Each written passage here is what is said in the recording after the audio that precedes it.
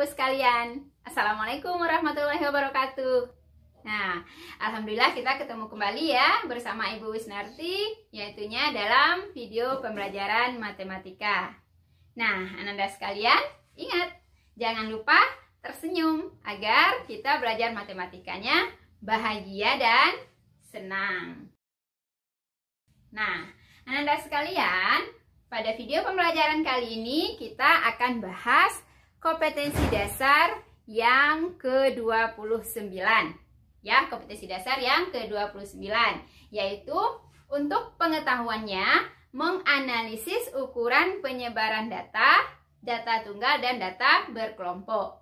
Kemudian untuk keterampilannya menyelesaikan masalah yang berkaitan dengan ukuran penyebaran data tunggal dan data berkelompok. Nah, tujuan pembelajaran kita adalah setelah Ananda menyimak video pembelajaran ini, kemudian kita berdiskusi di ruangan chat, Ananda diharapkan dapat menganalisis ukuran penyebaran data dan menyelesaikan masalah yang berkaitan dengan ukuran penyebaran data tunggal dan data berkelompok dengan benar, jujur, mandiri, dan bertanggung jawab. Ya, Ananda sekalian, untuk memenuhi tujuan pembelajaran itu, maka jelas ya, materi kita adalah ukuran penyebaran data. Nah, apa itu ukuran penyebaran data? Ya, ukuran penyebaran data atau dispersi adalah ukuran yang digunakan untuk memberikan gambaran, memberikan informasi yang lengkap mengenai bagaimana penyebaran data terhadap ukuran atau nilai pemusatannya, nilai pusatnya. Dalam hal ini, ukuran pemusatan yang kita jadikan standar adalah min atau rata-rata hitung. Nah, Ananda sekalian, ada beberapa macam ukuran penyebaran data.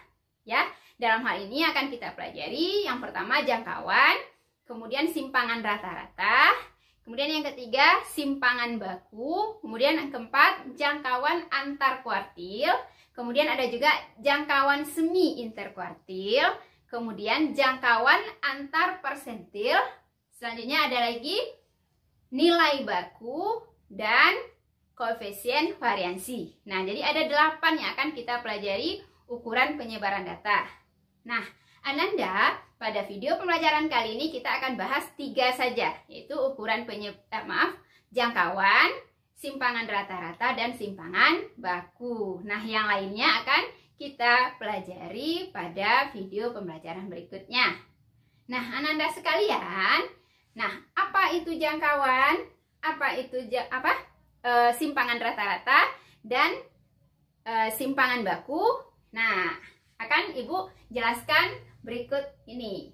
Ting ting. Nah, baiklah Ananda, Ibu akan jelaskan ukuran penyebaran data.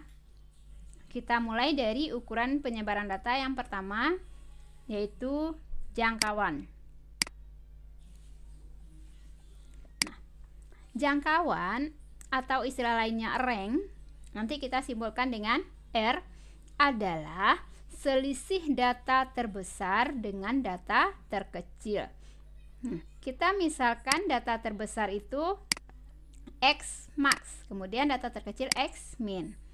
Maka secara matematis R adalah, atau R dapat kita hitung dengan X max dikurang X min. Nah, ini adalah rumus untuk menentukan jangkauan. Nah, Ananda, bagaimana kalau datanya data berkelompok?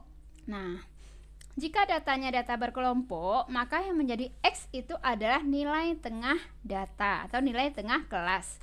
Nah, X min adalah nilai tengah kelas terakhir, X max adalah nilai tengah kelas terakhir, dan X min adalah nilai tengah kelas pertama. Baik, kita lihat saja contohnya. Diketahui data seperti ini. Nah, nih. Jangkauan dari data tersebut adalah titik. Nah, Ananda sekalian, untuk menentukan jangkauan tadi kita harus tentukan dulu data terbesar atau X max. Nah, kita lihat dari data ini. Nah, yang paling besar adalah 10. Maka ini adalah X max-nya. Kemudian data terkecil atau X min, kita lihat.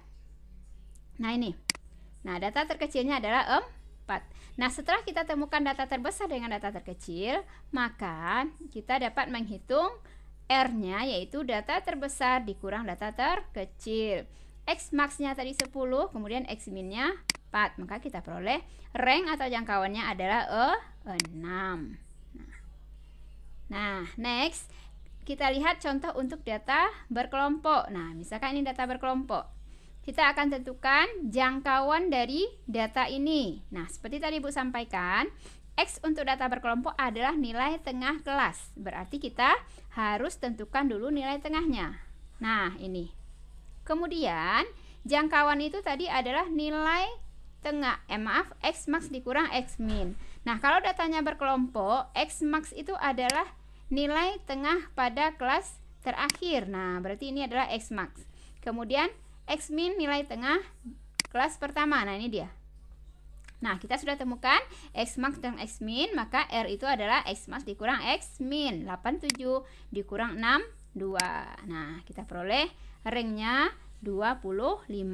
Nah, gampang ya Ananda sekalian? Ya.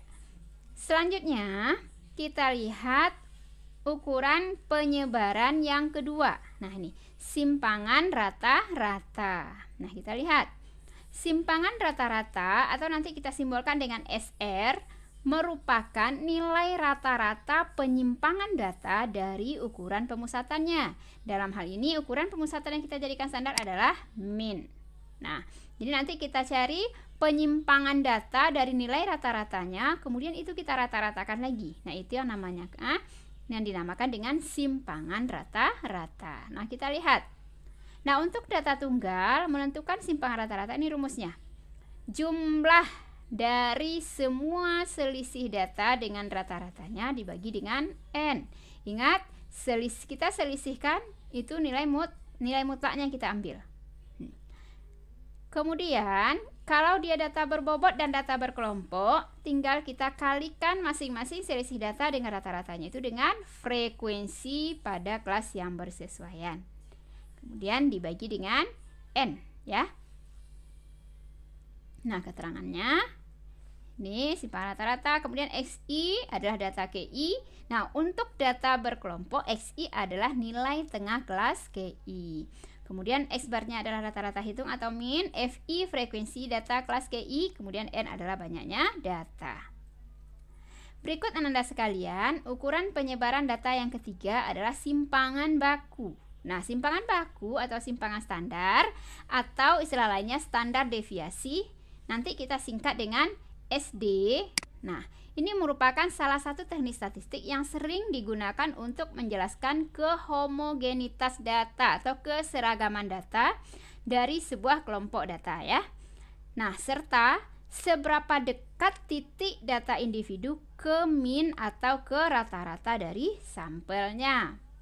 Nah, Ananda untuk menghitung standar deviasi data tunggal, nah ini rumusnya. Nah, selisih masing-masing data dengan datanya dikuadratkan, kemudian kita jumlahkan nanti itu semua data dibagi dengan N. Terakhir kita akarkan.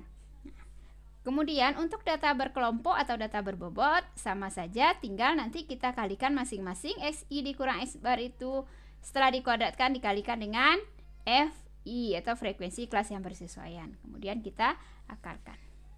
Baik Ananda sekalian.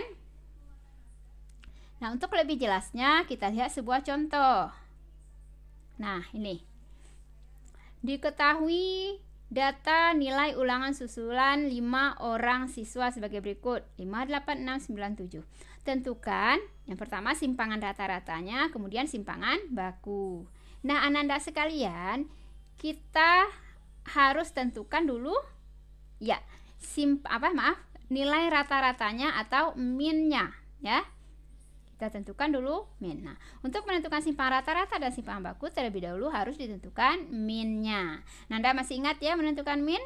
Jumlah semua data dibagi dengan banyaknya data. Nah, ini kita jumlahkan 5 tambah 8 tambah 6 tambah 9 tambah 7. Nah, kita jumlahkan hasilnya 35. Dibagi dengan banyaknya data ada 5. Sehingga 35 dibagi 5 dapatnya tuh 7.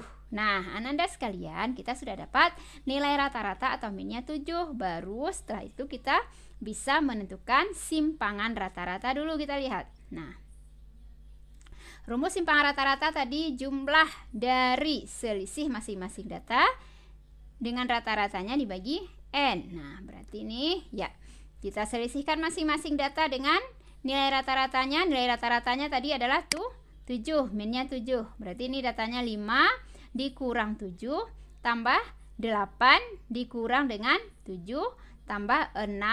Nah, ini 6 dikurang 7, 9 dikurang 7, kemudian 7 dikurang 7. Nah, ini selisihnya kita ambil nilai mutlaknya. Ini 5 dikurang 7 kan negatif 2 ya. Nah, karena ini mutlak berarti hasilnya adalah positif. Nah, 8 dikurang 7 1, kemudian 6 dikurang 7 negatif 1.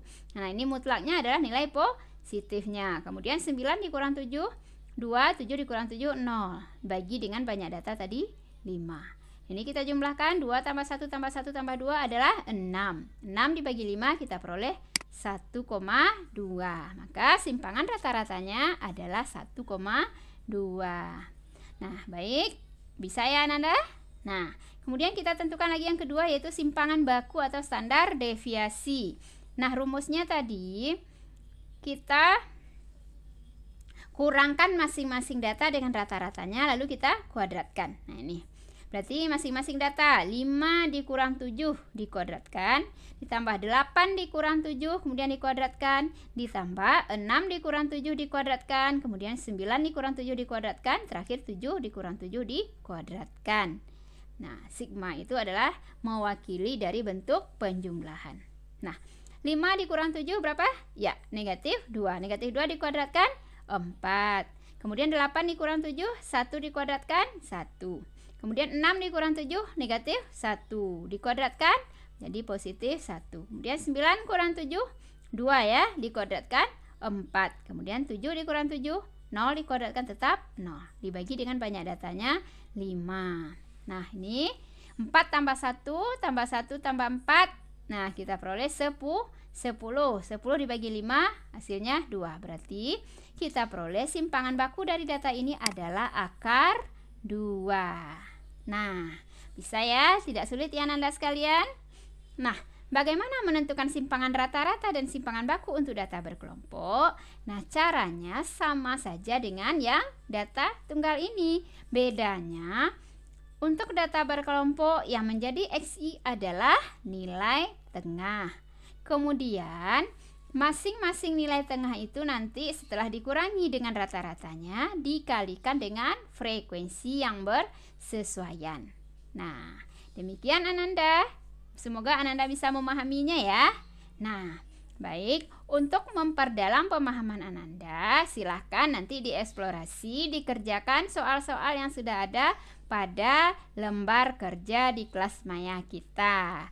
Nanti silakan Ananda eksplorasi untuk mengerjakan atau untuk menentukan simpangan rata-rata dan simpangan baku untuk data berbobot dan data berkelompok. Nah, baiklah Ananda, sampai di sini saja yang bisa Ibu jelaskan. Semoga Ananda paham dan lebih lanjut kerjakan latihannya. Nah, untuk video pembelajaran berikutnya kita akan bahas ukuran penyebaran data yang lain. Ya, baik. Terima kasih atas perhatiannya. Ibu akhiri dengan Assalamualaikum warahmatullahi wabarakatuh.